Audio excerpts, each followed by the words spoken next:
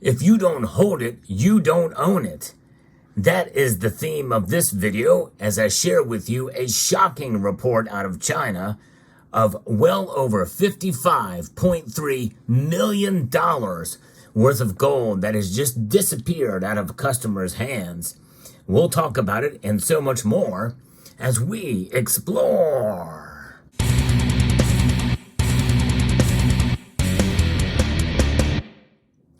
This news story tells us several things that we need to know about what's going on in China.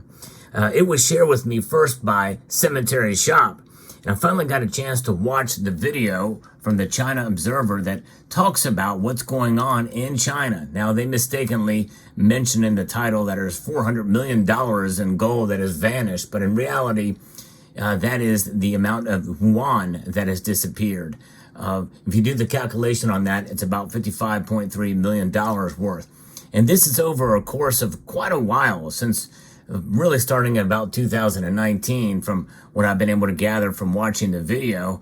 And it's a great report. This YouTube channel has a lot, China Observer, of stories, and I've actually reported from it before. And pretty amazing stuff. I wanted to get some verification also from other sources too, because of that mistake on the currency exchange. But I did find another report from NTD that also talks about this. This is quite troubling indeed of what's going on there in China, because when you take into account of what's happening there, the economy is in trouble big time. They're in a deflationary phase.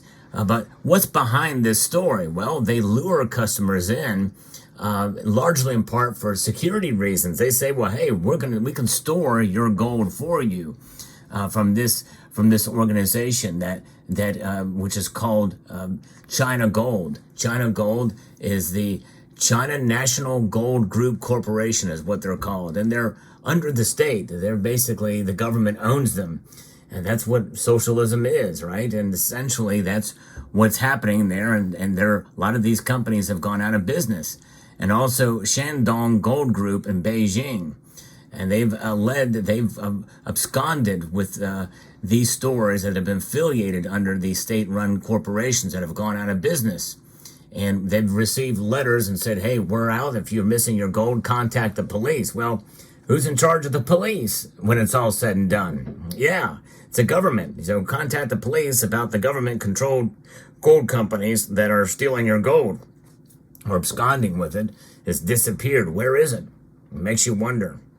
Very interesting indeed. This is where we are at. And so if they're having trouble making ends meet as companies, they may be using gold to kind of save their own skin. That's why it's disappeared. It is crazy. One person had mentioned that they spent my money on something else, and the price of gold rose to 500 yuan per gram. They would now need to spend 500,000 yuan to return my 1 kilogram of gold, or give me a 500,000 yuan refund. If they are unable to do so, they might be forced to run with the gold. And I think that's probably what happened. And a lot of people have been buying gold in China, as I have mentioned in a prior video. They're basically buying it as if it were on a vegetable stand, at a vegetable stand. And this is something that's been occurring for quite a while in China. Gold is so important to the culture of China, which is why the government has gotten involved in it with some of these state multiple run gold shops that are essentially asking you to store gold with them. And so a lot of customers agree because they feel like storing it at home is not safe. In other words, crime is a problem in China. And we know how important gold is to the culture. And so knowing that somebody else may have gold, and they're going to go there. And so it provides a way of security, to provide security for folks if it's stored off-site. And I can certainly relate to that, as I myself have counterparty risk by storing much of my gold off-site. But it's a little different situation with me, but still there is a counterparty risk. And really, in the end, it really boils down to that counterparty risk. You have to understand what it is. I'll get to that lesson here later in the video. But what is this? What is happening here is that if you can't trust the state to hold your gold, well, you know, who can you trust in China, right? as most everything is affiliated with or connected to the government, the state, or the Chinese Communist Party, or both. And that is concerning. Multiple gold shops have reportedly packed their bags and disappeared in a hurry, according to the story from NTD, taking their gold with them.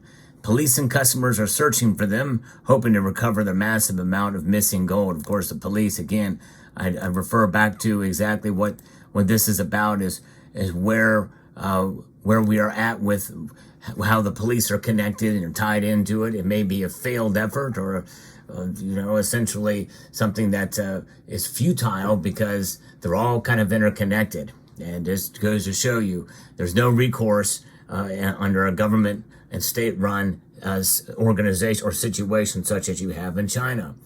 It's so important, and many people will take that risk, or should take that risk, to store it themselves, to provide security and find ways to cleverly hide it or what have you, or maybe even try to find a private way to do it. Of course, I don't know, it's very difficult probably to start a private enterprise in such a country like China. I feel for these people. This is a lot of gold that's gone missing for sure. And this has been happening for a few years, but right now, under the latest statistics, according to NTD, these gold shops that are under this China Gold, which is the state-run corporation, have a very high level of risk, up to 90% risk, which means if that's the case, 90% of them are at risk, it could be on the verge of collapse. And with deflation happening right now in the real estate market, essentially they're going through right now what we went through in 2007 and 2008 in terms of real estate, but it's mostly affecting the commercial real estate market. And many people feel that's under threat here in the United States as well. But it's really bad in China. They're going through it pretty hard, which is why a lot of people are moving their money into gold big time in China. And young people are doing it. And they're storing it in some locations. What is the other incentive for them to do this? Well, they're being offered, for every 100 grams of gold they buy, a bonus of 2.5 grams if they agree to store it for a period of a year or more. That kind of incentive may seem really, really good, but I tell you, to me, that kind of thing almost seems to be too good to be true. But if it's run by the state and people have faith in the state, then you think, well, you can't collapse because it's all controlled by the state. Well, think again. It's happening, and it's happening very, very quickly. And essentially, people that do have their gold still stored there are going to probably panic and want to get it all out. And the more people that have gold stored elsewhere other than in their homes, well, it's no longer safe. And there's no recourse, really. You can contact the police all you want.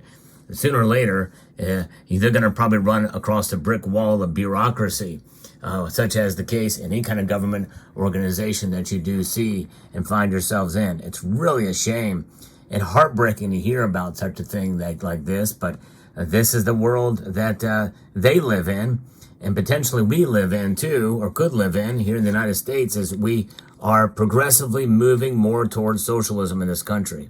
Sad to say, that is not an exaggeration by any stretch.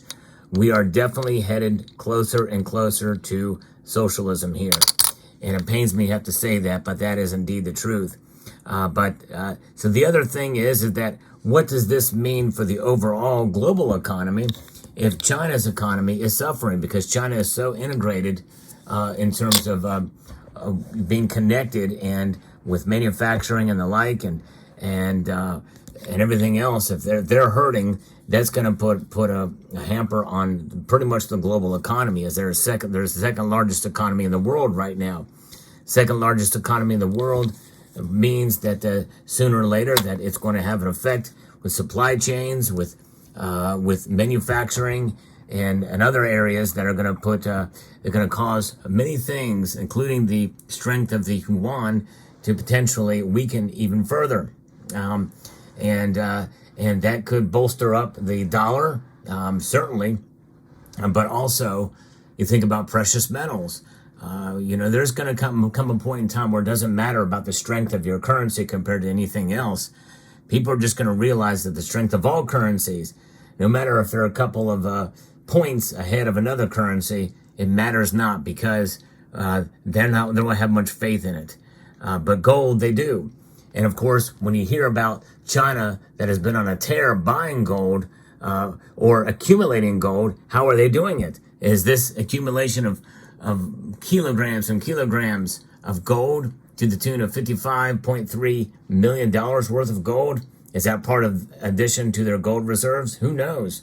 If these companies have to save face with the state, that might be their only option out, as mentioned in that other quote. So it's interesting. But what a story this is, folks. And this definitely can be pivotal for the entire global market. Not only the gold market, but the lesson about holding, having understanding the risk with holding precious metals. Where do you have them held? No matter how safe, no matter what kind of contract you sign for whatever company, when it's all said and done, you are relying on somebody else. You are putting faith in somebody else, just as I have to put faith in somebody else for the gold that I store outside of my location. You have to understand that risk. What is the probability of collapse? What is the probability of them just running off with your gold? What is the probability that there could be some sort of natural disaster that could prevent you from getting to the gold? There's a number of different factors you have to come into play and understand when you have counterparty risk on so many different levels. That notwithstanding, the other lesson we have to understand is single party risk. Not a lot of people talk about this. Single party risk, which is the risk of you holding it yourself. And most of you might be screaming at the screen and saying, yes, I'll take that risk any day of the week because I trust myself. Yes. And that's all fine and dandy, like sour candy. However, let me just put it to you this way. Some things are out of your control. Do you have enough security at your home to protect your wealth? And although I have bolstered mine up, I still feel better to remove myself as a target in that area.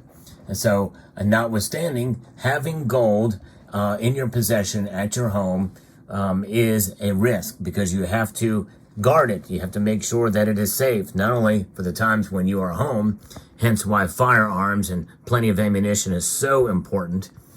And your home is your castle, which means you defend it. You defend it to the death, if need be. And hopefully it's the death of the person who's invading, not you. But also, the fact of the matter is that there could be a house fire, God forbid. Other things that could happen that could, melt down your gold. Gold can be reconstituted, but any kind of other valuables and the like there.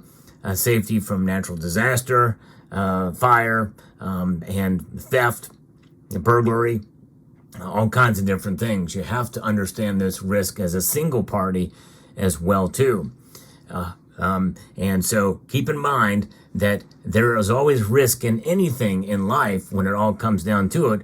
We just want to minimize our risk, both in terms of holding our money in a stable store of value, which gold is.